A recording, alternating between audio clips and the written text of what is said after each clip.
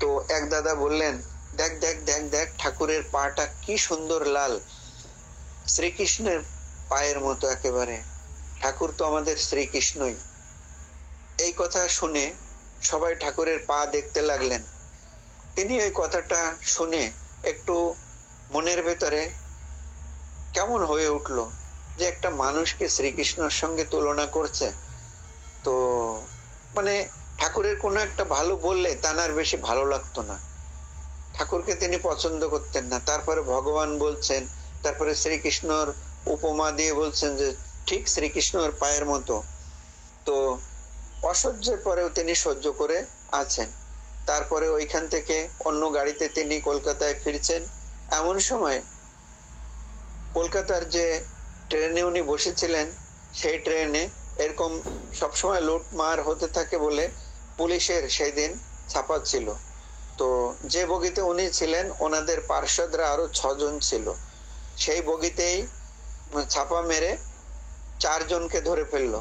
4 জনকে ধরে যখন ফেলেছে তখন উনি বুঝতে পেরেছে যে সবাইকে চেক হচ্ছে, একদম জামা কাপড় খুলে উলঙ্গ অবস্থায় চেক করছে ছেলেদের। তো আমার তো আজ আর রেহাই নেই। তো সেই ছাপা মারা জানারা তানারা স্ত্রীর লোককে বগিতে রেখে সবাইকে নিচে নামিয়েছেন। যখন নামাচ্ছেন 4 জনকে হয়ে গেছে, আর 2 জন উনি আর 1 জন বাকি আছেন। তখন তিনি মনে মনে ঠাকুরের প্রতিমূর্তি মনে করে বলছেন, তোমাকে সবাই ভগবান বলে, দেখবো আজকে তুমি যদি আমাকে বাঁচিয়ে নিতে পারো তাহলেই বুঝবো যে তুমি ভগবান, আর তোমাকেই আমি স্মরণ করব, আর এই কাজ আমি কোনোদিন করব না। মানে উনি অতটাই দিশেহারা হয়ে গেছে যে 4 জন ধরা পড়ে গেছে 6 জনের গ্যাংয়ে। তখন কি করলেন, মনে মনে ঠাকুরের প্রতিচ্ছবি করে এই ঠাকুরের কাছে অনুনয় বিনয় করতে লাগলেন। এর ভেতরে দেখেন কি এক সাদা পাঞ্জাবি ধুতি পরা দাদা আসছেন, তিনি ঋত্বিক। তো তিনি তানাকে জয়গুরু দিলেন।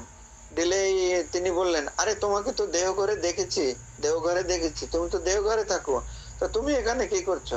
তুমি তো আমাদের ঠাকুরের লোক, এসো এসো আমার সঙ্গে চলে এসো। তখন উনি ওই সেই চেক করার ভেতরের থেকে বেরিয়ে ওই দাদাকে আর সেই ছাপা মারছিলেন জানারা তানারা কিছু বললেন না, যে তো সৎসঙ্গের লোক, এক ঋত্বিক দাদা নিয়ে যাচ্ছে, নিয়ে যাক। ডেকে নিয়ে গেলেন, নিয়ে চলে গেলেন। তো সেই সবাইকে চেক করে 5 জনকে ধরলেন, আর উনি ধরা পড়লেন না। হৃদয়টা এত মর্মাহত হয়ে গেল, তিনি আর বাড়ি ফিরলেন না। ওখান থেকে ঠাকুর বাড়ি ফিরে গেলেন।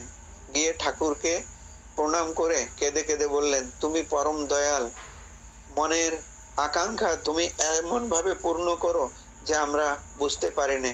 তুমিই তো ভগবান, তুমিই তো দেবতা। আমি তোমার চরণে এইসব সমর্পণ করছি, আমি এই এই কাজ করি। ঠাকুর বললেন, এই কাজ করিস তা তোর মা কি তাতে খুশি? তিনি বললেন, না, আমার মা আমার সঙ্গে কোনো সম্বন্ধ রাখে না, এমনি এমনি কাজ করি বলে। তো ঠাকুর বললেন, এই তুই এক কাজ কর, তোর পুটলি এখানে রেখে ভিক্ষা কর সবার কাছে। তখন তিনি হাত পেতে সবার কাছে ভিক্ষা করতে শুরু করলেন যে আমাকে কিছু পয়সা দিন, আমি বাড়ি যাব। সবাই মিলে এত টাকা দিলেন যে তিনি বললেন, ঠাকুর বললেন, এই পয়সা দিয়ে একটা মার জন্য শাড়ি কিনে নিয়ে আয়, যা। কিনে এনে ঠাকুরের কাছে দাঁড়ালেন, বললেন, এই শাড়িটা মাকে দিয়ে মাকে বলবি কি, মা এইটা আমার দুষ্কর্মের পয়সা নয়, এইটা আমার ভিক্ষে করা পয়সা। ঠাকুর বলেছে যে মাকে সেবা ভিক্ষা করে করতে হয়, তাই ঠাকুর বাড়ি আমি ভিক্ষা করে তোমার জন্য নিয়ে এসেছি। জীবনে এইটাই তো তুমি প্রথমবার আমার গ্রহণ করো মা, এইটা আমার সৎ ভাবে কামানো পয়সা। তাই বলে তিনি বললেন, যা তুই বাড়ি যা। তো যখন উনি ওখান থেকে বেরিয়েছেন, একটা পুকুর পাড়ে গিয়ে সেই সোনাদানা, সেই পুটলিটা সেই পুকুরের ভেতরে ছুঁড়ে ফেলে দিয়ে সেই একখানা শাড়ি নিয়ে মার কাছে ফিরে গেলেন। গিয়ে বাড়ি গিয়ে মাকে প্রণাম করে ওই শাড়িটা দিয়ে বললেন, ঠাকুর বলেছে যে তুই এই কাজ ছেড়ে দে, আর ভিক্ষে করে সৎ উপার্জন তোর মাকে নিয়ে দিবি, তাই আমি তোমার জন্য এই শাড়িটা এনেছি। তখন মা ওকে বুকে জড়িয়ে ধরলেন আর বললেন যে ঠাকুরের আশিস কৃপা তোর উপরে বর্ষণ হয়েছে, ঠাকুর সত্যি তিনি দেবতা, তুই যা, তার চরণেই শরণ নে। আর এখানে আসিস। তারপরে তিনি ঠাকুর বাড়ি ফিরে যান। তারপরে ঠাকুরের কাজকর্ম করার পরে ঠাকুর তানাকে ঋত্বিকও করেছিলেন, আর তিনি দীক্ষা দিয়ে বেড়াতেন।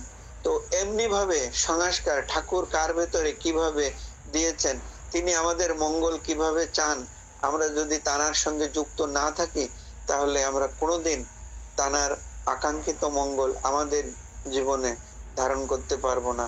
তাই তানাকে ভালোবেসে তানার সংস্কারে চলে আমরা যেন চলি। আমি দু কথা এখানেই রাখছি, আমার সময় বেশি হয়ে গেছে। জয় গুরু, সবাইকে জয় গুরু। জয় গুরু, সবাইকে জয় গুরু।